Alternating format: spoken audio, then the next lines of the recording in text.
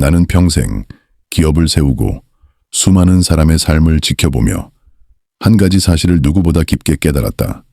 사람은 욕망 때문에 무너지는 것이 아니다. 욕망을 견딜 수 있는 구조가 없어서 무너진다. 우리는 흔히 소비가 많아지는 이유를 욕망의 문제라고 생각한다. 새로운 물건을 보면 갖고 싶고, 사람들과 비교하면 마음이 흔들리고, 광고를 보면 당장 사야 할 것처럼 느껴진다. 그래서 대부분의 사람들은 이렇게 말한다. 나는 욕망이 많아서 절제가 안 된다. 내 성격이 원래 이런가 보다. 하지만 나는 그런 말을 들을 때마다 조용히 고개를 저었다. 욕망은 잘못이 아니다. 욕망은 인간에게 본래부터 존재해온 생존의 에너지다. 젊을 때는 개성과 자유가 욕망이 되고, 서른이 되면 집과 안정이 욕망의 주제가 되고, 나이가 들면 건강과 평온이 욕망이 된다. 즉, 욕망은 인간의 연령과 환경에 따라 모습만 바뀔 뿐 평생 사라지지 않는다. 욕망이 사라졌다는 것은 삶의 불꽃이 꺼졌다는 뜻에 가깝다. 그렇다면 왜 어떤 사람은 욕망을 만나도 흔들리지 않고 어떤 사람은 작은 욕구 앞에서도 쉽게 무너지는가? 그 차이는 욕망의 강도에 있는 것이 아니라 욕망이 흘러가는 구조의 차이에 있다. 내가 지켜본 강한 사람들은 모두 욕망을 없애려 하지 않았다. 그들은 자신의 감정과 욕망을 잘 알고 있었고, 그 욕망을 안전하게 흘려보낼 틀을 먼저 만들었다. 월급이 들어오는 즉시 분리되는 통장 손대기, 어렵게 만든 적금 구조 강제로 빠져나가는 저축 명확하게 구분된 생활비. 이런 구조들이 그들의 마음보다 먼저 움직였다. 반대로 늘 흔들리는 사람들의 삶에는 하나의 공통점이 있었다. 돈이 흘러갈 통로가 정해져 있지 않았다. 돈을 쓰지 않고 버티려는 마음은 있었지만 감정이 올라오면 그 마음은 금방 사라졌다. 왜냐하면 의지와 감정은 순간에 휘둘리지만 구조는 순간에 흔들리지 않기 때문이다. 사람들은 의지가 강하면 소비를 다스릴 수 있다라고 믿는다. 그러나 나는 이렇게 말한다. 의지는 감정의 날씨 앞에서 무너지는 종이장에 불과하다. 구조만이 인간의 약함을 지켜줄 수 있다. 욕망은 바람처럼 불어온다. 억누르면 더 강해지고 피하려 하면 다른 방향에서 다시 찾아온다. 그러나 방향을 틀어주면 그 바람은 배를 움직이는 추진력이 된다. 욕망도 같다. 욕망을 끊어내려 하지 말고 욕망이 흐를 수 있는 길을 만들어야 한다. 그 길이 바로 구조다. 나는 젊은 시절 내 스스로에게도 똑같은 질문을 던졌다. 지금 나를 흔드는 것은 정말 욕망인가? 아니면 욕망을 견딜 수 없는 허술한 구조인가? 그리고 시간이 지나며 알게 되었다. 사람은 욕망을 통제하는 것이 아니라 구조가 욕망을 통제한다는 사실을. 소비는 성격의 문제가 아니다. 도덕의 문제가 아니다. 더 강한 의지를 가진 사람만 성공하는 것도 아니다. 소비는 삶의 틀로 결정되는 구조의 문제다. 욕망을 고치려 하지 마라. 욕망을 견딜 수 있는 구조를 먼저 세워라. 그 구조가 자리 잡는 순간 소비는 더 이상 당신을 흔드는 힘이 아니라 당신을 앞으로 밀어주는 에너지가 된다. 나는 사람들의 소비 습관을 오랫동안 지켜보며 한 가지 흥미로운 사실을 발견했다. 사람들은 자신이 돈을 많이 쓰는 이유를 성격 탓으로 돌린다. 나는 원래 참을성이 없다. 나는 원래 욱하면 쓰는 스타일이다. 나는 원래 절약과는 거리가 먼 사람이다. 그러나 나는 이런 말을 들을 때마다 마음속으로 조용히 이렇게 생각했다. 저 사람의 문제는 성격이 아니라 환경이다. 절제는 타고나는 것이 아니다. 누군가는 어릴 때부터 검소했고 누군가는 젊을 때부터 흥청망청 썼다고 말하지만 그것은 성향의 차이가 아니라 그 사람이 살아온 환경의 차이였다. 나는 기업을 운영하며 수천 명의 직원들을 보았다. 같은 팀에서 같은 급여를 받으며 같은 일상을 살아가더라도 어떤 사람은 돈이 남고 어떤 사람은 월말마다 허덕였다. 차이는 성격이 아니었다. 그들의 환경이 다를 뿐이었다. 지출을 쉽게 만드는 환경을 가진 사람은 자기도 모르게 소비가 커지고, 지출을 막아주는 환경을 가진 사람은 자기도 모르게 절제가 만들어졌다. 결국 절제와 낭비는 의지가 아니라 구조의 산물이었다. 현대사회에서 가장 위험한 도구가 있다면 나는 주저없이 신용카드라고 말하겠다. 신용카드를 손에 쥐는 순간 인간의 뇌는 지금 지불하지 않는다는 착각에 빠진다. 눈앞의 금액은 적어 보이고 큰 금액도 할부로 나누면 사소해 보인다. 이 작은 착각이 인생 전체를 흔들어 놓는다. 반대로 체크카드를 쓰는 사람은 결제하는 순간 즉시 장외의 변화를 느낀다. 현금을 쓰는 사람은 주머니에서 돈이 빠져나가는 감각을 직접 경험한다.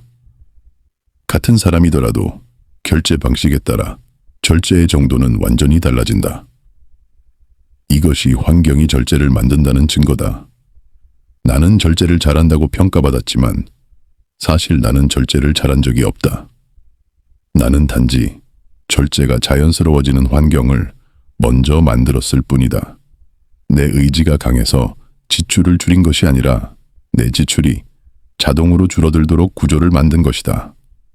월급의 일부는 자동이체로 빠져나가기 때문에 나는 그 돈을 쓸 기회조차 없었다. 생활비 통장은 정해진 금액만 넣고 부족하면 참는 것이 아니라 애초에 통장을 건드릴 수 없는 구조였다. 절제의 비결은 마음이 아니라 환경이었다. 나는 직원들에게 늘 이렇게 말했다. 절제하려고 애쓰지 마라. 절제가 되는 환경을 먼저 만들어라. 인간은 약한 존재이기 때문이다. 사람은 상황에 매우 민감하다. 집이 어수선하면 마음도 흐트러지고, 지갑에 카드 여러 장이 꽂혀 있으면, 소비가 늘어나고 핸드폰에 쇼핑 앱이 깔려 있으면 충동이 쉽게 일어난다. 이 모든 것은 성격이 아니라 환경의 문제다. 절제는 성격이 아니고 의지가 아니며 도덕도 아니다. 절제는 구조가 만든 결과다. 따라서 자신을 탓할 필요도 성격을 고칠 필요도 없다. 환경을 바꾸면 절제는 자연스럽게 따라온다.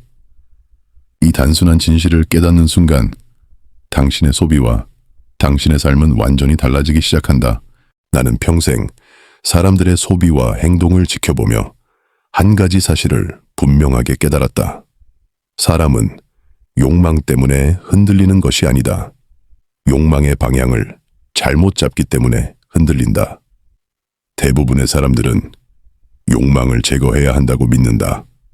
욕망이 많으면 소비가 많아지고, 욕망이 강하면 인생이 어지러워진다고 생각한다. 그래서 억누르고 참으려고 하고 없애려고 한다. 하지만 인간에게서 욕망을 없앤다는 것은 꽃에게 향기를 빼앗는 것과 같다. 욕망은 본능이며 생존을 이끄는 에너지이며 미래를 향한 추진력이다. 나는 젊은 시절부터 큰 성공을 이룬 사람들의 공통점을 관찰했다. 그들은 모두 욕망을 적게 가진 사람들이 아니었다. 오히려 누구보다 욕망이 크고 뜨거웠다. 그러나 그들은 욕망을 즉시 충족시키지 않았다. 그들은 욕망의 방향을 돌렸다. 작은 소비가 아니라 큰 목표로, 즉각적인 만족이 아니라 장기적인 비전으로. 욕망은 줄이는 것이 아니다. 욕망은 배치하는 것이다. 사람들은 새로운 물건을 보면 갖고 싶다는 마음이 든다. 그 마음 자체는 잘못이 아니다. 문제는 그 마음을 어디에 쓰는가이다. 10만 원짜리 소비의 욕망을 쓰면 욕망은 작은 만족으로 사라지지만, 10억 원짜리 목표의 욕망을 쓰면 욕망은 추진력이 되어 인생을 움직인다. 나는 사람들에게 늘 이렇게 말했다. 욕망은 나쁜 것이 아니다. 욕망을 작은 곳에 흘려보내는 것이 나쁜 것이다. 욕망을 견딜 수 없는 구조가 문제이지, 욕망 그 자체는 언제나 인간을 앞으로 끌어올린다. 사람들은 종종 말한다. 나는 욕망이 너무 많아서 문제라고 하지만 나는 정반대로 생각한다. 욕망이 없으면 인생은 정지한다. 욕망이 약하면 선택이 작아지고 욕망이 사라지면 미래가 사라진다. 욕망은 원래 불완전하다. 무언가를 갖고 싶고 무언가를 이루고 싶고 더 나은 삶을 향해 흔들리는 마음이 욕망이다. 이 불완전함을 두려워할 필요는 없다. 두려워해야 하는 것은 그 욕망이 작은 소비로 새어나가는 순간이다. 나는 성공한 사람들의 소비 방식을 보며 한 가지 규칙을 발견했다. 보통 사람은 돈이 생기면 소비를 늘리지만 부자는 돈이 생기면 목표를 늘린다. 욕망이 커도 무너지지 않는 이유는 욕망을 잡아주는 비전이 있기 때문이다. 욕망은 물과 같다. 막아두면 넘쳐 흐르고 비워두면 썩고 흐르는 방향을 틀어주면 강이 된다. 욕망이 작은 소비로 흘러가면 인생은 늘 반복되고 욕망이 큰 목표로 흘러가면 인생은 확장된다. 나는 직원들에게 늘 이런 질문을 던졌다. 당신의 욕망은 지금 어디로 흐르고 있는가? 당장의 편안함인가? 아니면 훗날의 도약인가? 욕망은 절대 사라지지 않는다. 욕망을 부정하려 하면 갈등이 생기고 욕망을 억누르면 폭발이 생긴다. 그러나 욕망을 설계하면 욕망은 평생 당신을 끌어올리는 힘이 된다. 욕망은 줄이는 것이 아니라 키워서 더 큰 방향에 연결하는 것이다. 그 순간부터 소비는 적이 아니라 당신의 미래를 움직이는 에너지가 된다. 나는 사람들의 소비를 오래 관찰하며 한 가지 사실을 누구보다 명확하게 보았다. 사람은 욕망 때문에 지출하는 것 같지만 실제로는 두려움 때문에 소비를 결정한다. 대부분의 사람들은 이렇게 말한다. 내가 산 이유는 갖고 싶어서라고. 욕망이 강해서 충동 구매했다고 하지만 내 경험은 전혀 달랐다. 사람들은 갖고 싶어서 지르는 것이 아니라 사지 않으면 불안해질 것 같아서 지른다. 두려움은 욕망보다 훨씬 더 오래 남고 훨씬 깊고 훨씬 강한 감정이다.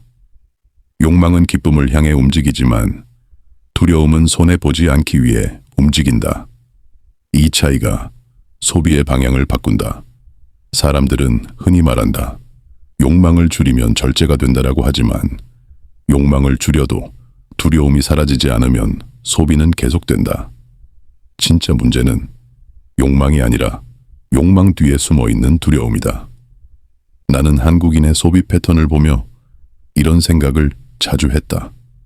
이 나라는 욕망이 강한 것이 아니라 두려움이 강한 나라다. 뒤처질까봐 두려워하고 남들과 비교될까봐 두려워하고 기회를 놓칠까봐 두려워하고 안정이 무너질까봐 두려워한다. 이 두려움이 사람을 조급하게 만들고 조급함은 언제나 잘못된 소비로 이어진다. 사람들은 마음속으로 이렇게 말한다. 지금 안 사면 품절될 것 같다. 오늘만 할인한다는데 놓치면 후회할 것 같다. 이번에 못 사면 나만 뒤처지는 것 같다. 이 감정의 정체는 욕망이 아니라 손실에 대한 공포다. 나는 젊은 시절 가난했을 때 무언가를 살 때마다 두려움이 따라왔다. 이 돈을 쓰면 다음 달에 무너지지 않을까? 이 소비가 내 미래를 갉아먹는 것은 아닐까? 기쁨보다 무거움이 더 컸고 흥분보다 불안이 더 깊었다. 그래서 나는 한 가지 진실을 알게 되었다. 가난한 사람의 소비는 욕망보다 두려움이 움직인다. 그렇다면 두려움을 없애야 하는가? 나는 그렇게 생각하지 않는다. 두려움은 인간에게 필요한 감정이다. 두려움이 있기 때문에 조심하고 두려움이 있기 때문에 준비한다. 문제는 두려움 자체가 아니라 두려움이 폭주하도록 방치된 구조다. 두려움은 공백에서 자라고 불확실성 속에서 커진다. 불확실성이 커질수록 소비는 더 감정적이고 더 충동적이고 더 더 파괴적으로 변한다.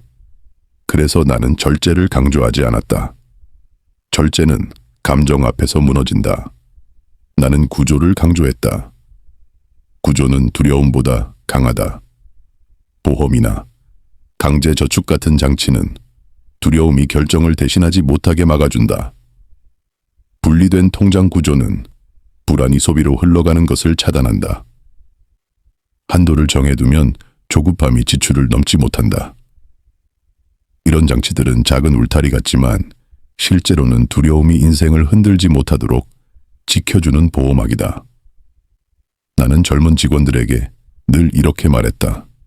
두려움을 없애려 하지 말고 두려움이 흘러갈 길을 만들어라. 두려움은 인정할 때 작아지고 부정할 때 커진다. 사람은 욕망으로 움직이지만 인생을 결정짓는 것은 언제나 두려움이다. 두려움을 다스리는 사람이 소비를 다스리고 소비를 다스리는 사람이 결국 자신의 삶을 세운다. 나는 사람들의 소비를 가까이에서 보며 한 가지 뚜렷한 결론을 얻었다. 인간은 숫자로 판단한다고 믿지만 실제로는 감정으로 결정한다. 대부분의 사람들은 지출하기 전에 계산한다고 말한다. 이 금액이 합리적인가? 지금 사는 것이 맞는가? 예산 안에 들어가는가? 겉으로는 이렇게 말하지만 실제로는 그렇게 움직이지 않는다. 사람은 가격표를 보고 결제하는 것이 아니라 감정의 흐름이 정해진 순간에 결제 버튼을 누른다. 사고 싶은 마음이 먼저 생기고 그 다음에 이성이 뒤따라와 이건 필요해. 지금 사는 것이 이득이야. 이런 식으로 이유를 붙인다. 즉 결정은 감정이 하고 합리화는 이성이 한다. 이 구조를 인정하지 못하면 사람은 평생 소비를 잘못 다루게 된다. 나는 여러 사람을 관찰하며 감정이 어느 순간 작동하는지를 유심히 보았다. 기분이 가라앉았을 때, 퇴근 후 공허할 때, 스트레스가 몰려올 때 사람들은 숫자가 아니라 위로를 찾는다. 그러다 작은 소비로 감정을 채우면 잠시 안정되었다는 착각을 하고 결국 감정이 다음 소비를 부른다. 반대로 마음이 단단하고 목표가 분명한 사람들은 같은 물건을 보아도 흔들리지 않았다. 그 사람들은 감정이 아닌 방향을 기준으로 결정했기 때문이다. 가격이 아니라 나의 미래와 맞는가를 먼저 물었다. 감정이 아니라 나의 구조 안에 들어오는 선택인가를 먼저 살폈다. 나는 기업을 운영하며 사람이 데이터를 본다고 생각하는 순간 이미 판단은 늦었다는 것을 수없이 경험했다. 조직도 감정으로 움직이고 사람도 감정으로 움직인다. 매출이 높아도 분위기가 가라앉으면 생산성이 떨어지고 전략이 완벽해도 구성원이 흔들리면 목표에 닿지 못한다. 감정의 방향이 조직의 방향을 결정한다. 개인의 소비도 똑같다. 그렇다면 감정을 억누르면 될까? 나는 그렇게 생각하지 않는다. 감정은 억누르면 더 커지고 막으면 다른 곳으로 터져나간다. 억제는 절제가 아니라 폭발을 준비하는 것이다. 감정은 억누르는 것이 아니라 흐르는 방향을 바꾸어야 한다. 물이 막히면 홍수가 되고 길이 열리면 강이 되듯 감정도 흐름을 만들면 에너지가 된다. 나는 젊은 직원들에게 늘 이렇게 말했다. 감정을 없애려 하지 말고 감정이 흘러갈 길을 먼저 만들어라. 감정이 목적을 향해 흐르면 소비는 자연스럽게 줄어든다. 인간은 기계가 아니다. 논리만으로 살 수 없고 계산만으로 결정을 내릴 수 없다. 그러나 감정이 어디를 향해 흐르는지 이해하면 소비의 방향도 바뀐다. 감정이 혼란스러우면 소비도 흔들리고 감정이 정리되면 소비도 정리된다. 결국 부자와 빈자의 차이는 돈을 얼마나 아끼느냐가 아니라 감정을 어디에 연결하느냐이다. 부자는 감정의 흐름을 목표로 돌려놓고 빈자는 감정의 흐름을 소비로 흘려보낸다. 감정을 다루는 사람은 돈의 흐름을 바꾸고 돈의 흐름을 바꾼 사람은 삶의 방향을 바꾼다. 나는 사람들의 소비를 볼 때 순간의 지출보다 반복되는 흐름을 먼저 살폈다. 왜냐하면 인생을 무너뜨리는 것은 한 번의 잘못된 소비가 아니라 반복되는 소비의 패턴이기 때문이다. 사람들은 큰 돈을 잃으면 인생이 흔들린다라고 생각한다. 그러나 실제로 사람을 가난하게 만드는 것은 한 번의 충동이 아니다. 그 충동이 반복되는 습관이 되어 조용히 삶 전체를 갉아먹는 과정이다. 대부분의 사람들은 소비를 순간으로만 본다. 오늘 딱 한 번이니까 이 정도는 괜찮겠지. 이번만 조금 과하게 써도 문제 없겠지. 그러나 소비는 결코 한 번으로 끝나지 않는다. 오늘의 패턴이 내일을 불러오고 내일의 반복이 다음 달을 흔들고 결국 한 해를 통째로 무너뜨리는 흐름이 만들어진다. 나는 직원들의 소비를 들여다보며 가장 위험한 순간은 돈을 많이 쓸 때가 아니라 심심함이 찾아올 때라는 사실을 깨달았다. 심심함은 소비의 가장 치명적인 유발 요인이다. 사람은 공백을 견디지 못한다. 머리가 비면 손은 쇼핑 앱으로 가고 가슴이 비면 작은 보상으로 채우려 한다. 이렇게 공백이 반복될 때 소비는 점점 더 깊게 패턴화되고 그 패턴이 인생을 잠식한다. 또 하나의 위험 요소는 불안이다. 불안이 쌓이면 사람은 뭔가를 해야 한다는 압박을 느낀다. 그러나 그 압박은 대부분 소비로 향한다. 불안할 때 카드를 꺼내고, 불안할 때 투자를 시도하고, 불안할 때 지름으로 감정을 달래려 한다. 그러나 불안이 만든 소비는 항상 후회로 돌아온다. 나는 사람들에게 종종 말했다. 반복은 의지보다 강하다. 한 번의 선택은 약하지만 패턴이 되면 인생을 바꾼다. 그래서 중요한 것은 의지가 아니라 구조다. 사람은 순간을 이겨내려고 하면 실패한다. 그러나 순간을 누르고 반복을 바꾸는 구조를 만들면 소비는 자연스럽게 안정된다. 나는 오랫동안 내 삶의 구조를 심어왔다. 월급이 들어오면 자동이체로 먼저 나가는 금액 생활비와 저축이 철저히 분리된 통장, 쉽게 손을 댈 수 없는 장기 적립 한도를 미리 정해둔 카드. 이런 장치들은 작은 울타리 같지만 사실은 반복을 끊는 가장 강력한 시스템이었다. 반복되는 소비는 당신이 약해서가 아니라 당신의 환경이 반복을 강화하고 있기 때문이다. 부자가 되는 사람은 실수가 없는 사람이 아니라 반복을 설계하는 사람이고, 가난해지는 사람은 실수 자체보다 실수가 패턴이 되도록 방치하는 사람이다. 나는 기업 운영에서도 똑같은 법칙을 적용했다. 직원이 같은 실수를 3번 한다면 그것은 그 사람의 문제가 아니라 구조가 그렇게 만들고 있는 것이다. 소비도 같다. 어떤 지출이 계속 반복된다면 그것은 당신의 의지가 약해서가 아니라 당신의 시스템이 당신을 밀어내고 있기 때문이다. 삶은 순간으로 판단되는 것처럼 보이지만 실제로는 반복으로 결정된다. 소비도 순간의 금액이 아니라 그 금액이 만드는 흐름이 인생을 바꾼다. 패턴을 바꾸는 사람이 돈의 흐름을 바꾸고, 돈의 흐름이 바뀌면 삶의 방향도 완전히 달라진다. 나는 사람들의 소비를 곰곰이 관찰하면서 한 가지 사실을 자주 확인했다. 사람은 필요해서 소비하는 것이 아니다. 대부분의 소비는 심심함과 공백에서 시작된다. 현대인은 늘 바쁜 것 같지만 그 바쁨 속에는 정작 공백이 많다. 출근길에 몇 분, 퇴근 후에 텅 빈 시간, 침대에 눕기 전에 짧은 틈. 이 작은 빈틈은 생각보다 강한 힘을 갖는다.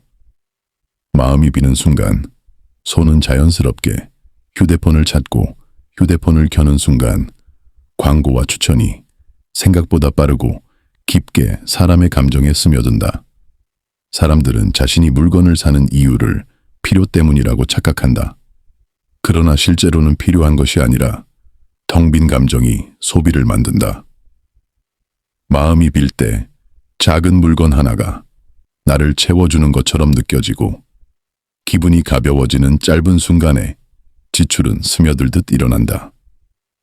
나는 수많은 직원을 보며 불필요한 소비가 가장 많이 발생하는 순간이 스트레스가 극에 달했을 때가 아니라 심심할 때라는 사실을 알게 되었다. 심심함은 사람을 무너뜨리는 가장 은밀한 감정이다.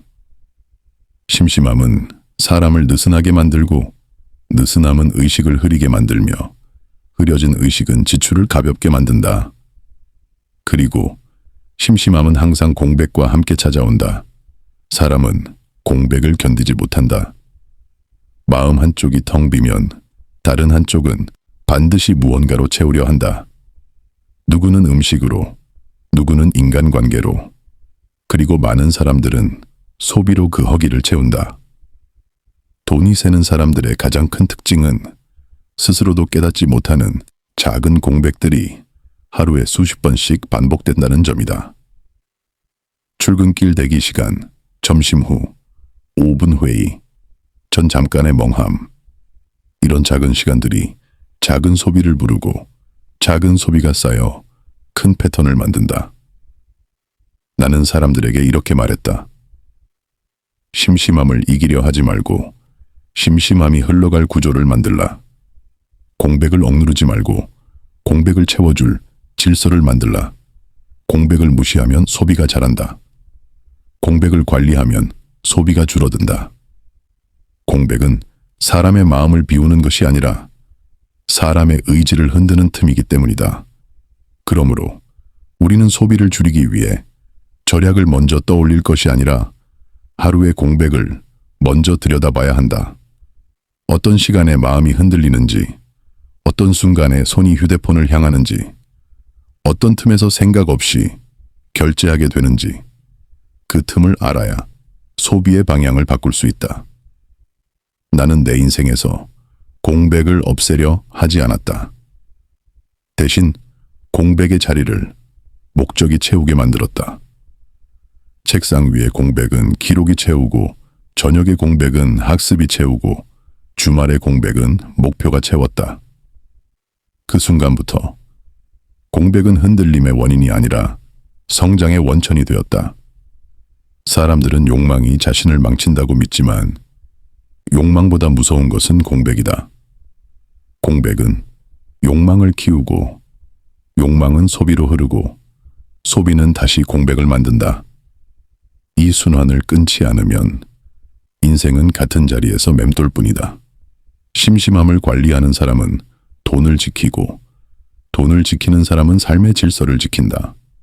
결국 소비를 다스리는 핵심은 욕망이 아니라 공백을 다루는 능력이다.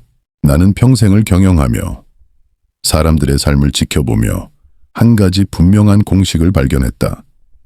목표가 작은 사람은 소비가 커지고 목표가 큰 사람은 소비가 작아진다. 사람들은 흔히 이렇게 말한다.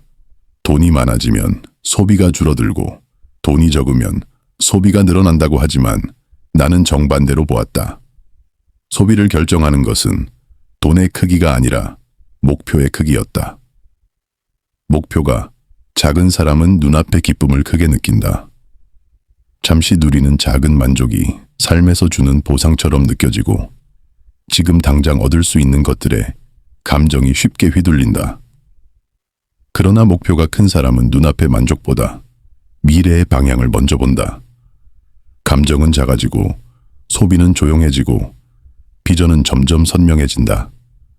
나는 젊은 직원들에게 종종 물었다. 당신의 목표는 얼마인가? 1천만 원인가? 1억인가? 혹은 100억인가? 이 질문을 던지는 이유는 단순히 숫자를 묻는 것이 아니라 그 사람의 소비 기준을 알기 위해서였다. 목표가 1억인 사람은 10만 원짜리 소비에도 마음이 흔들린다. 작은 지출이 미래를 흔들 것 같기 때문이다. 반대로 목표가 100억인 사람에게 10만 원은 방향을 바꿀 만큼 큰 요소가 아니다. 같은 금액이지만 해석의 무게가 다르다. 이 차이가 소비의 차이를 만든다. 돈을 많이 번다고 해서 소비가 줄어드는 것은 아니다. 소비가 줄어드는 이유는 목표가 소비보다 크기 때문이다. 목표의 크기가 감정의 크기를 지배하고 감정의 크기가 소비의 크기를 결정한다. 부자들은 돈을 벌면 소비를 늘리는 것이 아니라 목표를 먼저 키운다. 새로운 사업의 꿈, 더 넓은 시장에 대한 도전, 더 큰 미래에 대한 설계, 이런 것들이 있기에 눈앞의 소비가 매력적으로 보이지 않는 것이다. 욕망이 없는 것이 아니라 욕망을 더 큰 곳에 배치했기 때문이다. 나는 수많은 사람의 인생을 지켜보며 가난한 사람의 공통점을 발견했다. 그들은 목표가 작았다. 당장의 편안함, 작은 만족, 남들과 비교되는 체면, 이런 작은 목표들이 그들의 소비를 흔들었다. 작은 목표는 늘 감정에 밀리고 감정은 작은 소비로 빠르게 흘러간다. 반대로 큰 목표를 가진 사람들은 마음이 쉽게 흔들리지 않았다. 작은 유혹이 다가와도 그 유혹이 가져다줄 미래의 무게를 정확하게 알고 있었기 때문이다. 큰 목표는 감정을 잠재우고 감정이 잠재워지면 소비는 자연스럽게 정리된다. 목표는 단순한 미래의 계획이 아니다. 목표는 감정을 정돈하는 힘이고 욕망을 길들이는 틀이며 불안과 충동을 눌러주는 무게다. 목표가 없으면 감정이 방향을 잡고 목표가 있으면 감정을 목표가 잡는다. 사람들은 절약으로 소비를 막으려고 한다. 그러나 절약은 고통을 동반하고 고통은 오래 지속되지 않는다. 목표는 고통을 동력으로 바꾼다. 절약하는 것이 아니라 목표를 향해 자연스럽게 선택이 정리된다. 나는 인생을 살며 이 사실을 확신했다. 감정을 이기는 것은 의지가 아니라 비전이다. 비전이 커지면 욕망이 작아지고 욕망이 작아지면 소비는 줄어든다. 목표가 당신을 끌어올릴 때 소비는 더 이상 당신을 끌어내리지 못한다. 그때부터 소비는 적이 아니라 당신의 삶을 밀어올리는 힘이 된다. 나는 사람들의 소비를 지켜보며 단 하나의 진실을 반복해서 확인했다. 사람은 자신을 어떻게 바라보느냐에 따라 소비가 달라진다. 소비는 돈의 문제가 아니라 자기 인식의 문제다. 사람들은 종종 말한다. 나는 왜 작은 소비에도 흔들릴까? 나는 왜 항상 후회할까? 나는 왜 돈을 모으지 못할까? 대부분은 성격 탓을 하고 환경 탓을 하고 주변 사람 탓을 한다. 그러나 나는 그 이유가 훨씬 더 깊은 곳에 있다고 본다. 바로 그 사람이 스스로를 어떻게 정의하고 있는가이다. 자기 인식이 낮은 사람은 자기 자신을 작게 바라본다. 그들은 자신이 큰 가치를 가진 존재라고 느끼지 못한다. 그래서 작은 만족으로 마음을 채우려 한다. 싼 물건을 사도 잠시 위로가 되면 충분하다고 생각한다. 이 작은 위로들이 쌓여 결국 큰 미래를 훔쳐간다. 반대로 자기 인식이 단단한 사람은 스스로를 성장하는 사람이라고 믿는다. 현재의 기분보다 미래의 방향을 기준으로 소비를 결정한다. 자기 인식이 높은 사람은 자신의 시간과 에너지와 돈을 아무데나 흘려보내지 않는다. 왜냐하면 그들은 자신이 가치 있는 존재임을 알고 자기 자신을 더 좋은 곳에 사용해야 한다는 사실을 알기 때문이다. 나는 수많은 인재를 보며 이 자기 인식의 차이가 사람의 경제적 미래를 갈라놓는다는 사실을 실감했다. 똑같은 월급을 받아도 어떤 사람은 미래에 투자하고 어떤 사람은 순간의 감정에 투자한다. 이는 돈의 크기가 아니라 자기 인식의 크기 차이다. 사람은 자기 자신을 어떻게 보느냐에 따라 같은 지출을 전혀 다르게 해석한다. 자기 인식이 낮은 사람은 명품을 사면 죄책감을 느끼고 대출을 하면 두려움이 커지고 소비를 하면 불안이 증폭된다. 그들의 소비는 늘 무거움과 함께한다. 반대로 자기 인식이 높은 사람은 명품을 성취의 상징으로 보고 대출을 도약의 자본으로 보며 소비를 성장의 선택으로 본다. 이 차이는 돈의 차이가 아니라 자기 인식의 프레임 차이다. 나는 기업 경영에서도 이 원리가 정확히 똑같이 작동한다는 사실을 보았다. 경영자가 스스로를 작게 보면 회사는 작은 전략만 세우고, 경영자가 스스로를 크게 보면 회사는 큰 시장을 향해 나아간다. 사람의 소비도 이와 다르지 않다. 자기 인식은 소비의 한계를 정하고, 소비는 다시 자기 인식을 강화한다. 낮은 인식은 작은 선택을 낳고, 작은 선택은 다시 낮은 인식을 만든다. 반대로 높은 인식은 큰 선택을 낳고, 큰 선택은 다시 높은 인식을 만든다. 이 반복이 사람의 인생을 결정한다. 그래서 나는 이렇게 말한다. 지갑을 고치려 하지 말고 먼저 자기를 고쳐라. 당신이 어떤 사람이라고 믿는지가 당신의 소비 기준을 만든다. 자기 인식이 흔들리는 사람은 소비도 흔들리고, 자기 인식이 단단한 사람은 소비도 단단하다. 소비는 결국 자기 자신에 대한 해석이 흘러나온 그림자다. 자기를 바꿀 때 소비는 자연스럽게 바뀌고, 소비가 바뀔 때 돈의 흐름이 바뀌며, 돈의 흐름이 바뀔 때 인생은 완전히 달라진다. 나는 평생 수많은 사람을 만나고 수많은 기업을 지켜보며 한 가지 결론에 도달했다. 소비는 돈의 문제가 아니다. 삶의 구조 문제다. 사람들은 돈을 절약하려 하고, 카드를 줄이려 하고, 쇼핑을 자제하려 하지만 이런 시도는 대부분 오래가지 못한다. 왜냐하면 소비는 행동으로 보이지만 본질은 삶의 구조 속에서 만들어지기 때문이다. 삶이 혼란스러우면 소비도 흔들리고, 삶이 정돈되면 소비도 정돈된다. 삶의 구조가 약하면 감정이 결정을 대신하고, 감정이 결정을 대신하면 지출은 언제나 충동적이어진다. 나는 소비를 줄이고 싶다는 사람들에게 항상 같은 질문을 던진다. 당신의 하루에는 어떤 구조가 있는가? 어떤 환경에서 시간을 보내는가? 어떤 목표를 마음에 두고 사는가? 이 질문에 답하지 않으면 어떤 절약도 오래가지 못한다. 인간은 의지로 살아가는 존재가 아니다. 환경에 적응하며 살도록 진화된 존재다. 따라서 지출을 바꾸려면 의지를 자극하는 것이 아니라 환경을 바꾸어야 한다. 나는 삶에서 구조를 세울 때 3가지를 가장 중요하게 생각했다. 첫째는 돈의 흐름을 고정하는 구조다. 생활비와 저축을 철저히 분리하고, 자동이체로 강제로 미래를 확보하며 카드 한도를 정해 내 감정이 뛰어들 틈을 없앴다. 이 구조가 잡힌 순간 나의 감정은 지출을 흔들지 못했다.